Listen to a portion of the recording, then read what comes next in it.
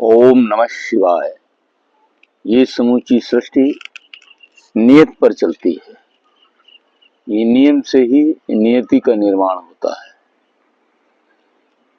जब मनुष्य अपने कदम संभाल कर आगे रखता है और चलता है, दूसरों को पीड़ा नहीं देता है, सृष्टि के विकास में सहयोग करने की कोशिश करता है, तो ये संपूर्ण नियति उसको प्यार करने लगती है, उसको अपना पुत्र मानने लगती है और उसमें सहयोग करती है। आत्मा तो अजर अमर है। अगर कभी आपने गलतियां की हैं तो वो दंड देगी, आपको ऊपर से नीचे गिरा देगी, लेकिन आपको बहुत कम चोट लगेगी, बहुत कम पीड़ा होगी और कुछ दिन में आप सुरक्षित तैयार हो जाएंगे, ठीक हो जाएंगे। 2-4 महीने 1 साल बाद ठीक हो जाएंगे, क्योंकि आपकी आत्मा ठीक है, नियम पर चलने वाली है और आपकी नीयत ऐसी बन गई है कि ईश्वर की सृष्टि में सहभागी बनेंगे तो वो सृष्टि, वो परमात्मा की शक्ति आपको जो है रक्षा करेगी। आत्मा अजर अमर है। आपके कर्मों को, जो अच्छे कर्म है आपके, उनका सदुपयोग करेगी, आपकी ऊर्जा का सदुपयोग करेगी। और यदि ऐसा उसको लगता है कि तुम पिछले जन्म में जो आपने कर्म किए हैं उससे भयानक कर्म करके सृष्टि को गड़बड़ करेंगे, सिस्टम को खराब करेंगे, तो वो खत्म भी कर देगी। तो ये संसार का चक्र चल रहा है। हमने भी अपने जीवन में अनुभव किया है कि वो प्रकृति नियति बनकर हमारे सामने खड़ी होती है, जानती कि ये हमारा पुत्र है और ये हमारे जो दुनिया में लोग हैं, अच्छे लोग, सज्जन लोग हैं, उनको प्रोत्साहन करेगी। अपनी ऊर्जा से समाज में, विचारों से समाज में एक दिव्य वातावरण उत्पन्न करेगी।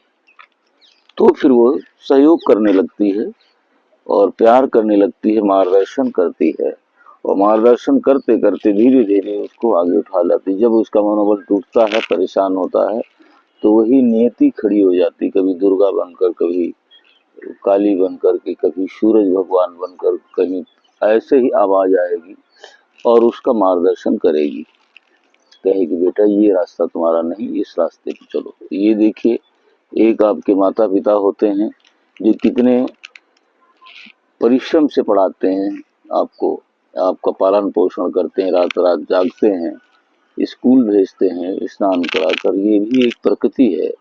माता पिता भी प्रकृति के अंश हैं। वो इतना दुलार उसके अंदर भर देती है कि अपनी संतानों के लिए वो सब कुछ न्यौछावर कर देता है, अपना सुख और अपनी उन्नति, सम्मान, सब अपनी संतान। ये प्रकृति का, सृष्टि का नियम है। ऐसे ही प्रकृति भी, परमात्मा भी आप सबके लिए प्रेम उड़ेल देता है। आप इसको जरा समझने की कोशिश करिए।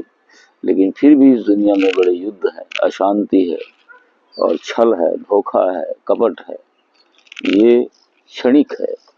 जो लोग सत्ता के लिए कहते हैं सत्य को छोड़ दो, नियम को छोड़ दो, तभी अशांति हो रही। फिर दूसरी शक्ति खड़ी होती है, उसका मुकाबला करती है। तो उस शक्ति के मुकाबला करने के लिए हम जो है, तभी क्रांतियां होती हैं बड़ी बड़ी। देखिए क्या हो रहा है। हम चाहते हैं कि एक विचारधारा है कहती हमारा राज्य हो, दूसरी विचारधारा कहती हमारा राज्य हो। ये कोई नहीं कहता है कि हम सब नियम पर चलें। महापुरुषों ने नियम पर चलने के लिए कहा है, शास्त्रों में नियम पर चलने के लिए कहा है। जितने भी धर्मात्मा आए हैं, धर्म पर चले हैं और स्वयं दूसरों को धर्म पर चलने के लिए और सृष्टि में संतुलन स्थापित करने के लिए कहा है। हमें इस चीज को समझना चाहिए और नियति की आवाज को सुनना चाहिए और नियम पर चलना चाहिए। कठिनाइयां आएंगी तो वो उसको तपस्या मानना चाहिए। बहुत लोग हैं जो पिछले जन्म के, उनके विगत कर्मों के कारण उनके जीवन में रोग आ गए, कठिनाइयां आ गई, वो तपस्या करते हैं। तपस्या से उनके रोगों का निदान हो जाता है और फिर वो प्रकृति से जुड़ करके नए ढंग से नए जीवन पा करके वो कार्य करते हैं।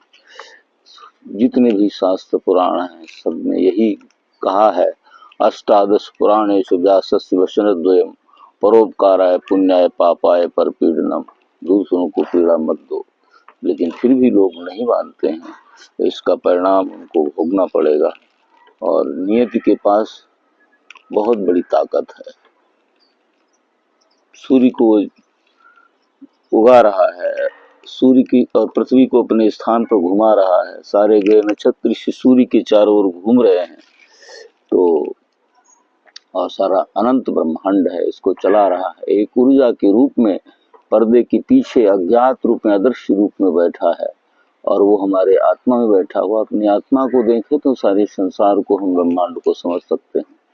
तो आत्मा को देखना चाहिए। आत्मा बहुत ही सूक्ष्म है और उस आत्मा कभी मरती नहीं है। नैनम छिदन शास्त्राणी। तो इस आत्मा को हम क्यों गंदा करते हैं गलत कर्मों से? फिर हमको शरीरों में कष्ट मिलते हैं, पीड़ाएं मिलती हैं। आप सब उदाहरणों को देखकर अपने को समझें और कमर कसें, दूसरे की तुलना ना करें। दूसरे लोग कर रहे हैं, ऐसा किया तो ऐसा हो गया। आप उनके दुख और कष्टों को देखेंगे तो आप भयभीत। किसी के पास बहुत धन है लेकिन वो बेचारा संतान के लिए परेशान हो रहा है, संतान हुई है तो पागल है, डिस्टर्ब है। तो ये सब चीजें होती हैं। नियम पर जो चलते हैं वो धन संपत्ति का सदुपयोग करते हैं, राष्ट्र समाज की उन्नति में लगाते हैं और किसी को पीड़ा नहीं देते हैं। तो ये हमें समझना चाहिए और अपने अपने धर्म के अनुसार सबका आचरण करते हुए ईश्वर को, आत्मा को पाने की कोशिश करनी चाहिए। ज्ञान को बढ़ाने की कोशिश करना चाहिए। ज्ञान से ही ये सब चीज समझ सकेंगे। ज्ञानवान यो जीवता, ज्ञानवान यो सुखवान, ज्ञानवान यो स्वस्थ, अतः ज्ञानवान भव, ये उपनिषद कहता है। ओम नमः शिवाय।